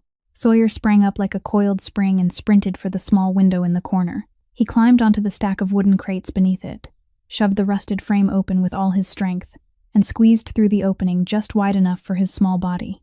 The guard turned and saw it. He lunged for the window, but Lennox threw herself in his path, using her own body as a barrier even though she knew she was no match for a man twice her size. He shoved her to the floor, but she grabbed his leg and made him lose his balance. By the time he got back to his feet, Sawyer was gone through the window, leaving only darkness and the sound of small footsteps fading into the distance. Sawyer paused for a heartbeat outside the window and looked back in, his eyes flooded with tears. He didn't want to leave Lennox behind, but her voice cut through, firm and full of love, as she shouted for him to run. "Sawyer, for Mom, for Dad, run and don't look back." Sawyer choked out a nod, then turned and ran into the night, tears streaming down his face, but his feet never stopped. When Malcolm was told Sawyer had escaped, he stormed into the room with fury blazing in his eyes. He grabbed Lennox by the hair and yanked her up, his face flushed as he roared that she was a vixen. Who did she think she was? Did she know what she had done? He slapped Lennox hard across the face, sending her crashing to the floor, blood spilling at the corner of her mouth. But Lennox didn't scream. She didn't beg. She spat blood onto the concrete and lifted her head to meet Malcolm's eyes with a defiant smile. She told him she was the one who would watch him fall, that he could kill her, but Sawyer was gone, and Kieran Blackwood would never forgive him for what he'd done. Malcolm kicked her in the stomach, then kicked her again, but Lennox bit down hard and didn't let out a single sound. She wouldn't give him the satisfaction of seeing her break. Outside the warehouse, Sawyer ran through the dark, his lungs burning as if they would burst. But he didn't stop. He ran nearly 2 miles before he saw the lights of a gas station in the distance. He burst inside, and the clerk behind the counter jolted when a child covered in tears and dirt rushed in out of the night. Sawyer tried to speak between ragged breaths, his voice trembling but clear, as he begged the man to call the police. To save Lenny. She was trapped in a warehouse. Please save her. The clerk snatched up the phone and called the police, and when he asked for a family number, Sawyer recited Kieran's number without missing a digit, the number his father had made him memorize since he was 4 years old. Minutes later, Kieran's phone rang, and on the other end was his son's voice, choked with tears but strong, saying, "Dad, I got out, but Lenny is still in there. Please save her." Kieran was sitting in his study with Flynn and Holt when Sawyer's call came through, and in the instant he heard his son's trembling voice on the other end. His heart seemed to stop. He fired questions one after another. "Where are you? Are you hurt? Where is Lenny?" And when Sawyer said Lenny was still trapped in the warehouse, rage and terror fused inside Kieran until they became a storm in his chest. He ordered his men to get to the gas station immediately, to bring Sawyer in and keep him safe. Then he turned to Flynn and demanded the GPS signal from the bracelet. Flynn had been tracking it from the moment they realized Lennox and Sawyer were missing, and now he pointed to the computer screen, showing the exact coordinates of an abandoned warehouse on the eastern outskirts of the city, about 20 minutes by car from the Blackwood estate. Kieran stood, his eyes turning to ice as he ordered every one of his men assembled. They were hitting it now, and Malcolm Thornton would be taken alive, because Kieran wanted to handle the man who had dared to touch his family with his own hands. 20 minutes later, Kieran's convoy stopped a few hundred meters from the warehouse, 15 armed men moving through the darkness as quietly as ghosts. Flynn had scouted ahead and reported that Malcolm had about 8 guards, positioned at the main gate and around the warehouse, not too hard to deal with if they struck fast. Kieran nodded and signaled his team forward. He led the main assault group while Flynn took a smaller unit around to the back. The first gunshot cracked when one guard spotted them, but the man went down before he could warn the rest. After that, the night erupted into chaos, gunfire tearing through the dark, shouting, footsteps scattering. Malcolm's men were overwhelmed by the surprise attack and the heavier firepower of Kieran's crew. One by one they were dropped or restrained, and within minutes, the warehouse was under control. Kieran kicked the front door open and surged inside, his gaze sweeping the dim space as he searched for Lennox. He ran down the corridor, shoving doors open, calling her name in a voice thick with worry he didn't bother to hide. Then he found her, curled on the freezing concrete floor in the last room at the end of the hall, clothes torn, face bruised from the beating Malcolm had poured onto her. Kieran dropped to his knees beside her, his hands shaking as he lifted her head and said her name. Lennox's eyes opened slowly, and when she saw Kieran's face, a weak smile touched her lips, even though blood still marked the corner of her mouth. She whispered to ask if Sawyer was all right, if the boy was safe, and Kieran nodded, his voice breaking as he said, "Yes, safe. Because of her, his son was safe. She had saved him a second time." Lennox smiled with quiet relief. Then her eyes slid shut, and she fainted in Kieran's arms, her body finally giving in after hours of terror and pain. In the next room, Flynn had Malcolm. The drug kingpin was forced down on his knees, his face battered, his hands cuffed behind his back, but his eyes still carried arrogant fire when Kieran walked in. Malcolm let out a harsh laugh and said, "Well done, Blackwood. You won this time, but do you dare kill me? Do you dare start a war?" Kieran stood before his enemy, fury demanding release, demanding to see Malcolm pay in blood for what he had done to Lennox and Sawyer. But then he remembered what Lennox had told him earlier, that violence wasn't the only way, that Sawyer needed him, and he couldn't go to prison for murder. He drew a deep breath, forced down the boiling rage, and said in a voice cold as steel that death would be too easy for Malcolm. He would live to watch everything he'd built collapse, to rot in prison for the rest of his life. Kieran turned to Flynn and ordered him to hand Malcolm over to the FBI, along with every piece of evidence of drug trafficking and kidnapping they had collected, to let the law deal with him instead of Kieran's bullets. The ambulance arrived as soon as the raid ended. Lennox was lifted onto a stretcher and rushed to the nearest hospital. Kieran rode beside her the entire way, his hand locked around hers, his eyes never leaving her pale face for even a second. At the hospital, Sawyer had been brought in earlier and was waiting in the hallway with Paige, who had come the moment she heard. When Lennox's stretcher rolled past the emergency room doors, Sawyer sprang up and ran after it, calling Lenny's name in a voice soaked with fear, tears streaming down his cheeks. He clung to Lennox's arm until the nurses gently pulled him back so they could take her inside. 2 days later, Lennox woke in a hospital room, flooded with sunlight. She blinked a few times against the brightness, the familiar scent of antiseptic filling her nose.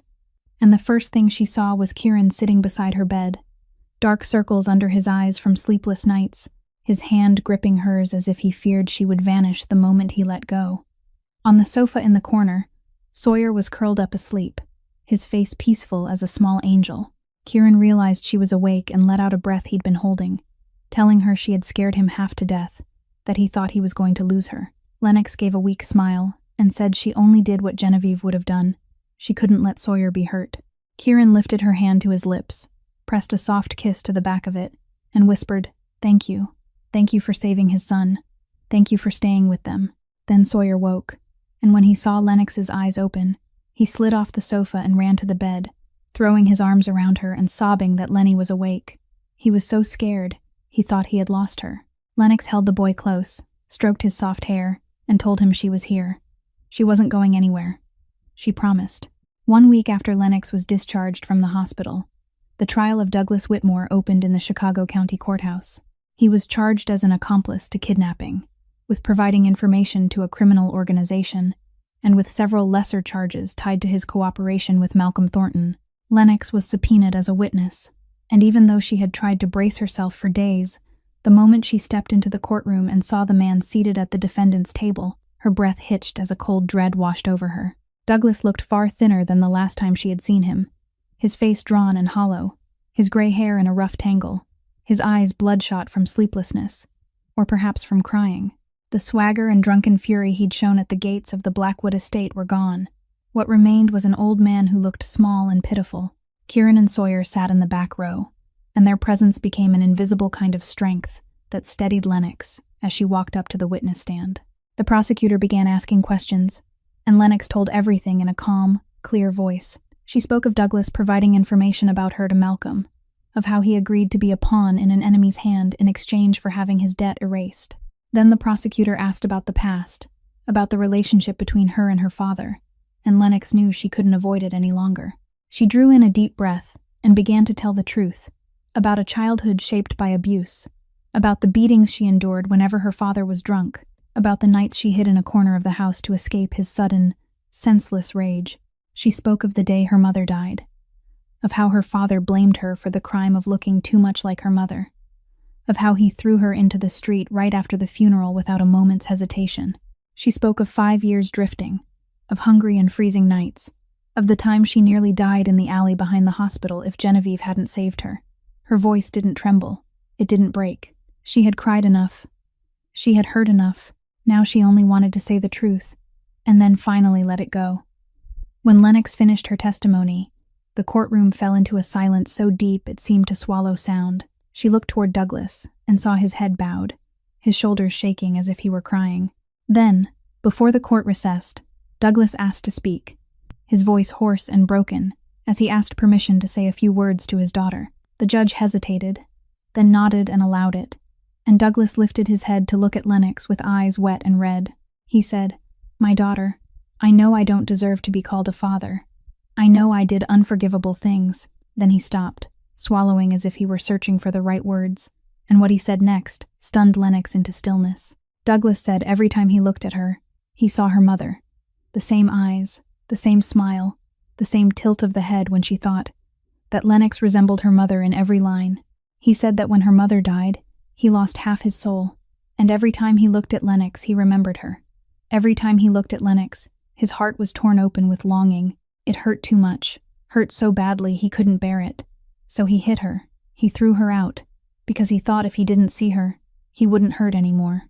But he was wrong, completely wrong, because the pain didn't disappear.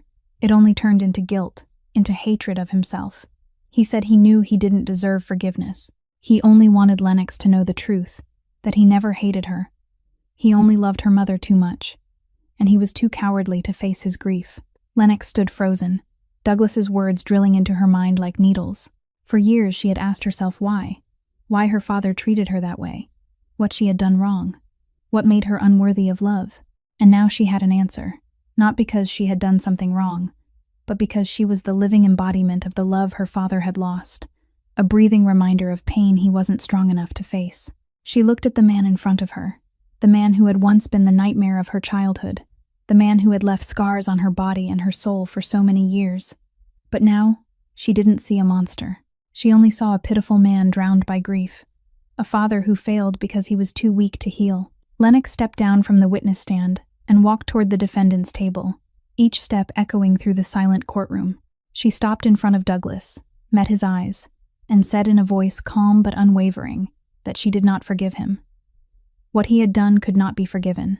The years of beatings and the nights of hunger on the streets would always be scars in her life, but she was letting go.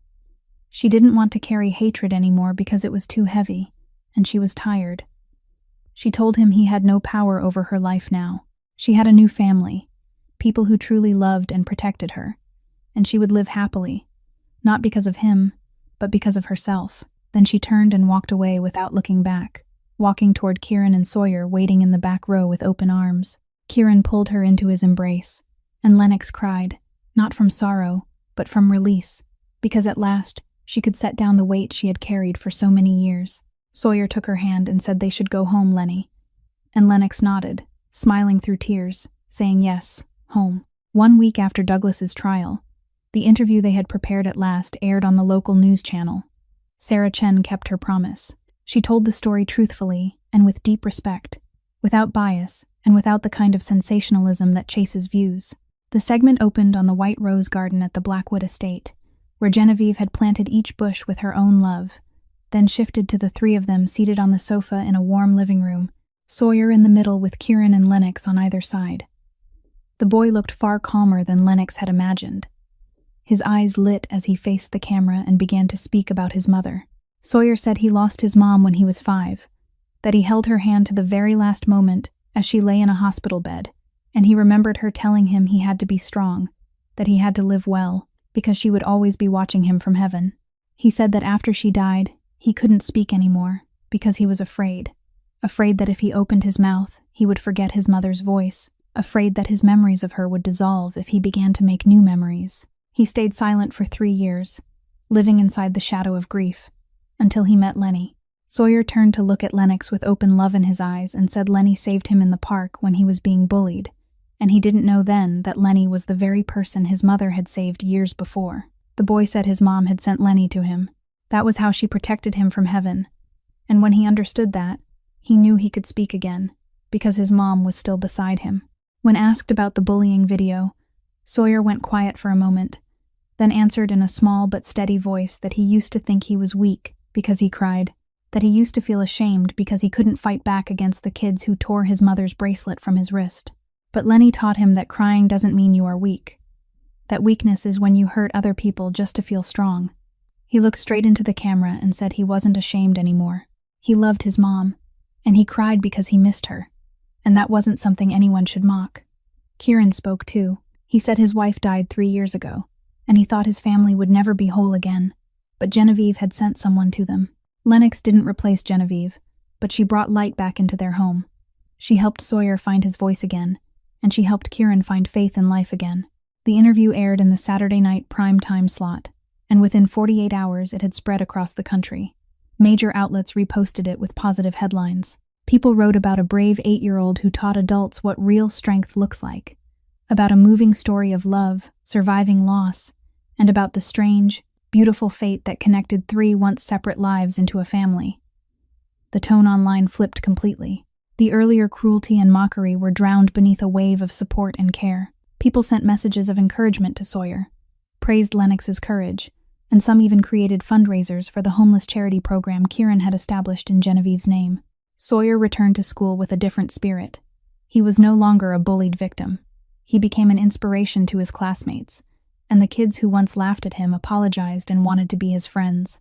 At the same time, Malcolm Thornton's case also reached its end with a heavy sentence. The FBI charged Malcolm with 47 counts, including drug trafficking, money laundering, kidnapping, and conspiracy to commit murder.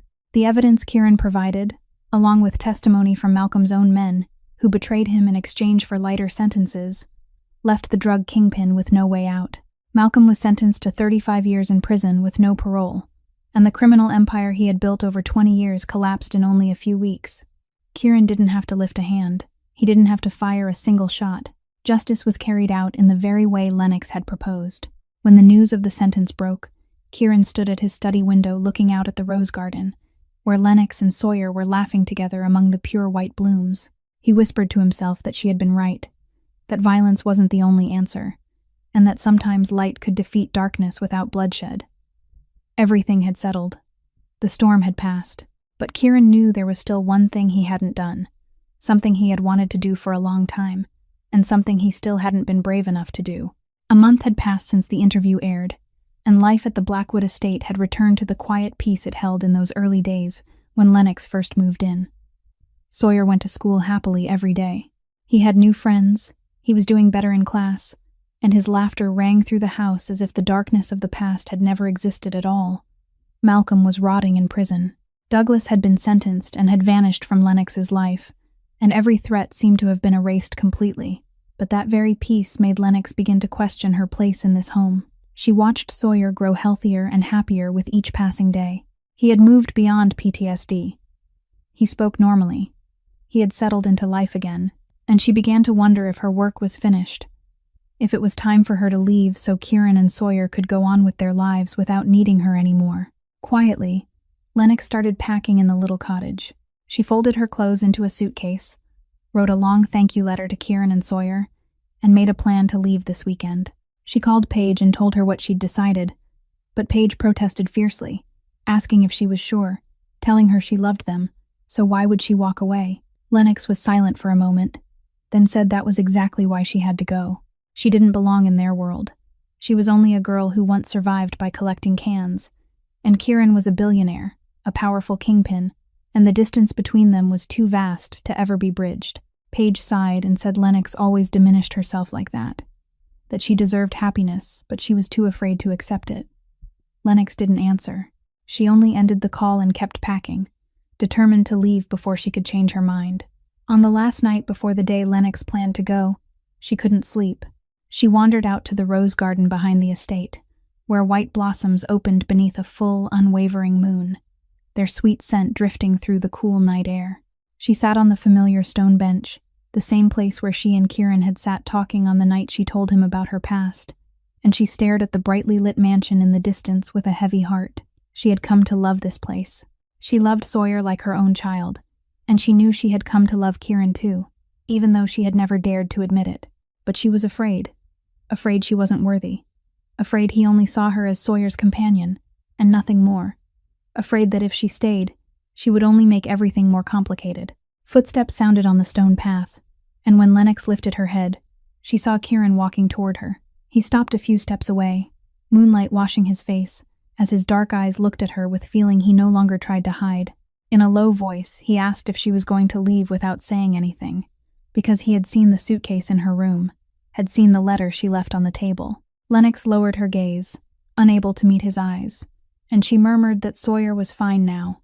He didn't need her anymore, and she should go so they could return to a normal life. Kieran stepped closer, standing directly in front of her, and his voice trembled slightly when he said Sawyer needed her, that the boy would break if she left. Then he stopped, drew a deep breath, and went on in a rough, hoarse voice. And I need you too, not as Sawyer's tutor, not as an obligation, but as a part of my life. Lennox looked up at him, her eyes wide with disbelief at what she'd just heard. She stammered that she wasn't worthy of him, that she was only the girl who collected cans in the park, and he was a billionaire, Mafia, the most powerful man in Chicago, while she had nothing at all. Kieran lifted her chin and made her look at him, and he said she had the bravest heart he had ever known. She had risked her life to save his son not once but twice. She had taken blows so Sawyer could escape.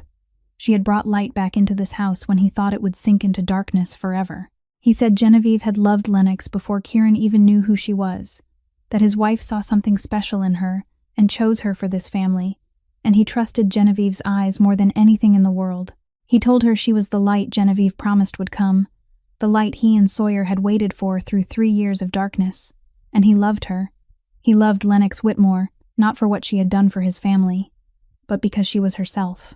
Tears streamed down Lennox's cheeks as she listened, her heart feeling as if it might burst from everything rushing through her at once.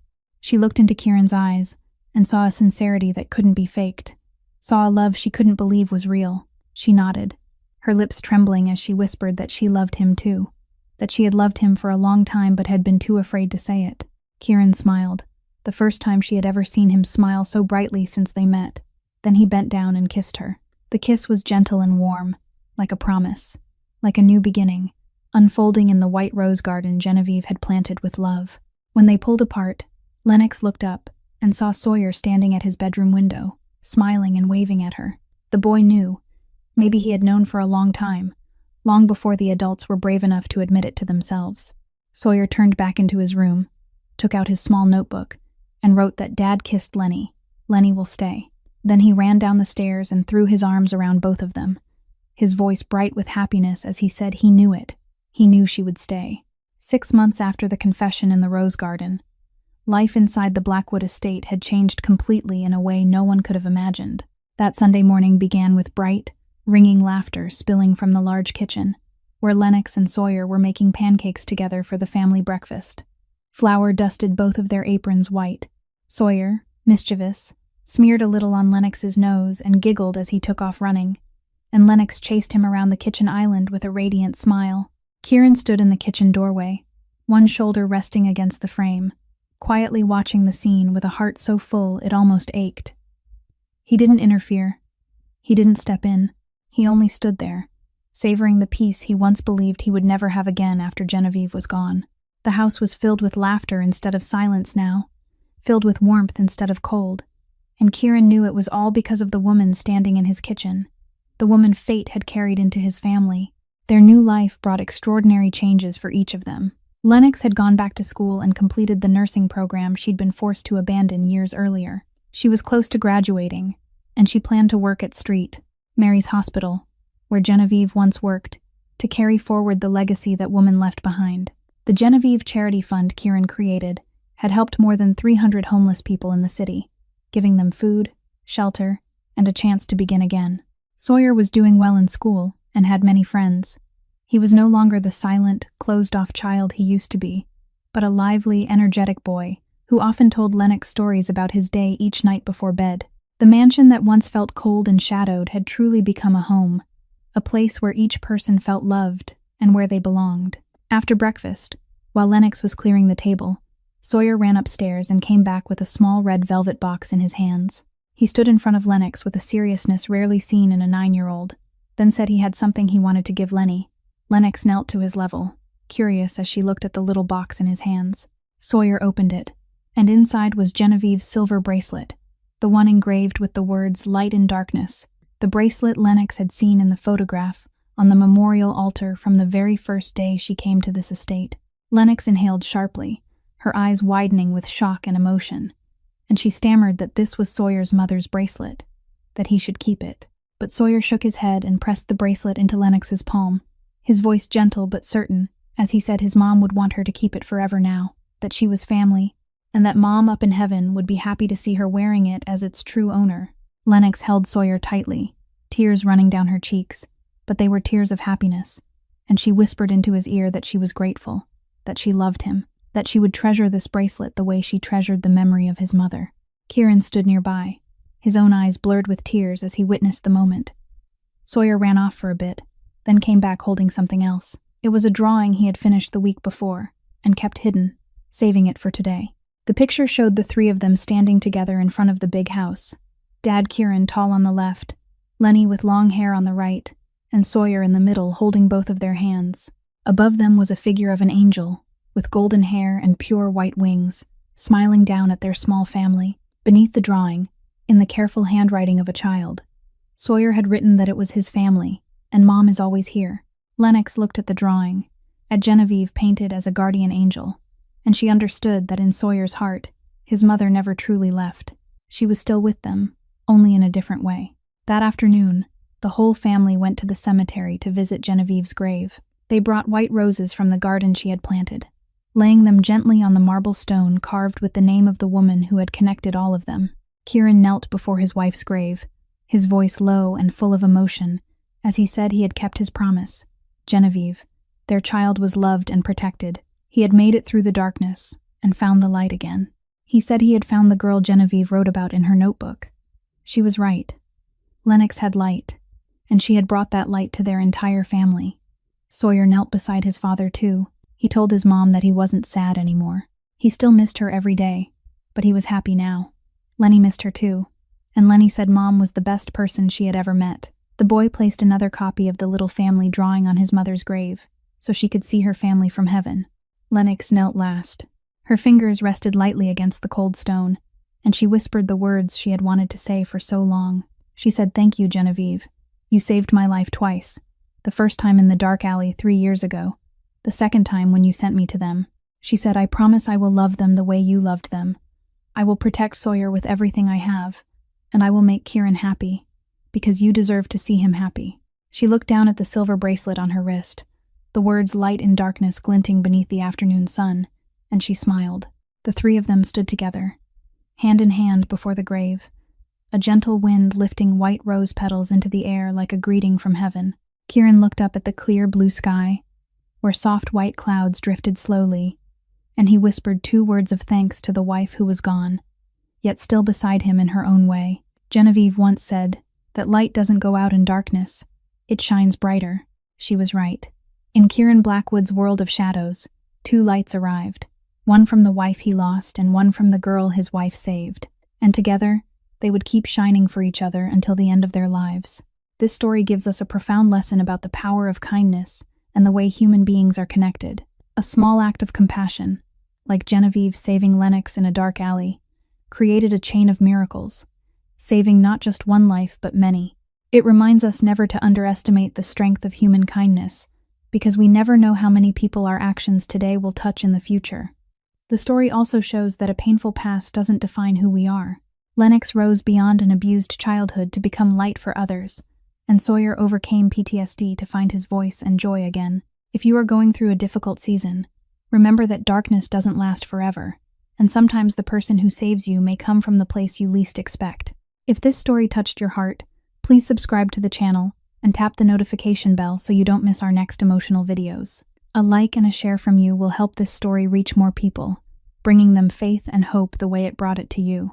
We would love to hear how you feel, what you think of this story, whether it makes you think of someone in your real life, whether you have ever met a person like Genevieve who changed your life. Please share in the comments below. We read every comment, and we cherish every story you share from deep within your heart. We wish everyone watching this video good health, a joyful life, and peace each day. Always remember you deserve to be loved, and never stop believing in good things. Goodbye, and we'll see you in the next video.